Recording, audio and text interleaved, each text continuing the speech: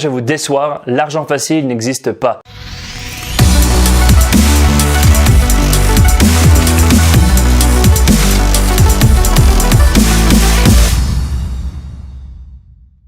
Ciao YouTube, j'espère que vous allez bien aujourd'hui. J'aimerais qu'on parle dans cette vidéo d'une thématique qui me concerne beaucoup personnellement et qui touche également beaucoup de personnes. Mais avant qu'on parle de ça, j'aimerais te faire une petite intro pour les prochaines vidéos qui vont arriver sur cette chaîne. Je préfère juste annoncer que c'est des vidéos qui vont être très spontanées. C'est pas des vidéos où je vais travailler, où j'ai un script écrit de A à Z, où il y a vraiment une méthode qui est respectée. C'est vraiment plus des vidéos qui sortent du cœur, où d'un coup c'est une info que j'ai vue, une info que j'ai entendue et que j'ai expérimentée.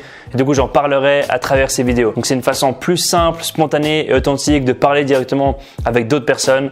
Donc voilà, juste pour vous dire, pour les prochaines vidéos, voyez ça comme une sorte de face caméra très spontanée, direct, où on parle ensemble, où je vous parle d'un sujet. Et si vous avez des questions, des retours, n'hésitez pas à les faire dans les commentaires. Il y a de plus en plus de personnes qui veulent devenir entrepreneurs. Donc c'est une bonne chose. Je croise plein de personnes qui veulent se mettre à leur compte, qui veulent lancer des startups, qui veulent créer des chaînes de revenus passifs. C'est une bonne chose et c'est en tout cas une bonne première impulsion. Maintenant, ce qu'il faut savoir, c'est qu'on n'arrive pas à savoir si on est fait ou pas pour entreprendre tant qu'on n'a pas essayé. Personnellement, jusqu'à 8 ans en arrière, je n'en ai rien à cirer. Je n'étais pas une personne qui voulait entreprendre.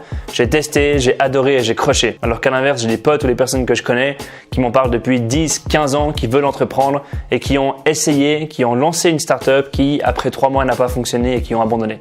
Donc, tant qu'on n'a pas essayé, on n'arrive pas à savoir si on est fait ou pas pour ce monde-là. Et personnellement, je croise beaucoup, mais beaucoup de personnes qui veulent entreprendre chaque semaine.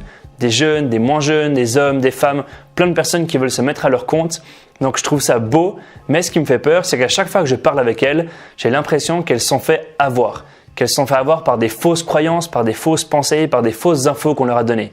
Et la plus grosse de ces fausses croyances qui ressort à chaque rendez-vous que j'ai quasiment, c'est que l'argent facile existe. Eh bien, je vais vous décevoir, l'argent facile n'existe pas. Il y a beaucoup d'entrepreneurs qui font leur marketing sur le fait que l'argent est facile. Il suffit de bosser quelques semaines, quelques mois pour réussir à devenir millionnaire. Et il suffit de suivre une méthode XY pour réussir à se faire beaucoup d'argent.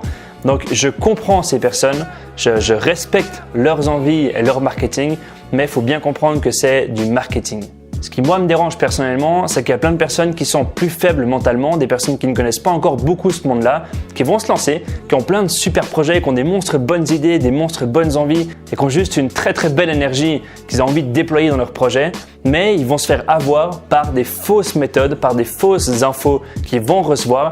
Et vu qu'ils sont en situation de prise d'information, ils vont y croire, ils vont se dire tiens c'est intéressant, ils vont suivre une info, ils vont suivre une piste et ils verront en fin de compte que ça ne fonctionne pas. Et l'autre conséquence de cette envie d'argent facile, on a l'impression qu'en fait c'est simple et que ça va être rapide, qu'il nous suffit de suivre une formation, de prendre un raccourci pour réussir à passer d'un statut de salarié à un statut d'indépendant, de libre financièrement, de millionnaire, de riche ou je ne sais quoi. Et de se dire qu'on va chercher à faire le moins d'efforts possible pour le plus d'argent en retour, c'est une façon de penser qui peut fonctionner pour quelques personnes, mais de nouveau c'est un nombre de personnes qui est très restreint, mais pour le commun des mortels, pour la grande partie des personnes qui veulent entreprendre, cette règle ne marche pas.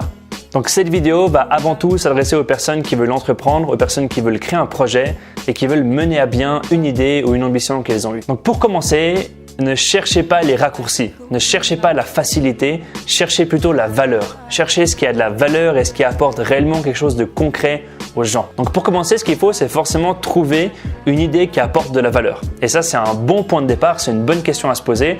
Et ce qu'il faut se dire, c'est ne pas se demander au début comment est-ce que je peux réussir à me faire de l'argent, qu'est-ce que je peux créer comme start-up ou comme projet, mais plus se dire quels sont les besoins du marché que je vais réussir à cerner, quels sont ceux auxquels je fais face personnellement, quels sont ceux que je remarque au quotidien autour de moi et qu'on puisse vraiment cerner ce besoin pour commencer à sculpter et apporter une solution. Donc pour commencer, vraiment, prenez le temps de trouver ces problèmes, de les cerner, posez-vous des questions et directement posez ces questions à votre entourage. À vos amis, à vos proches, à vos collègues, vos camarades. Bref, demandez juste ce qu'ils en pensent, demandez si selon eux c'est un projet qui serait viable, si selon eux ça répond également à un problème qu'ils rencontrent au quotidien et commencez un peu à prendre des retours autour de vous pour voir si effectivement votre solution a une réponse ou pas. Il y a aussi un autre mythe que je trouve dommage qui pousse l'entrepreneur à garder son projet secret jusqu'à son lancement. Je l'ai fait personnellement au début et ça a été une des choses qui a tué mon projet. C'était une application, un site web que je voulais créer. Donc j'avais trouvé plusieurs partenaires qui allaient m'aider à le réaliser. Et pendant quasiment 6 mois à 8 mois, j'étais isolé dans ma chambre en train de bosser comme un fou sur ce projet en espérant que le jour où il sortirait, où il verrait le grand jour, tout le monde se dirait « Waouh, super, on en a monstre besoin ». Alors qu'en fait, il n'y a personne qu'on ait besoin et ça répondait surtout à un problème que j'avais personnellement, mais pas un réel problème du marché.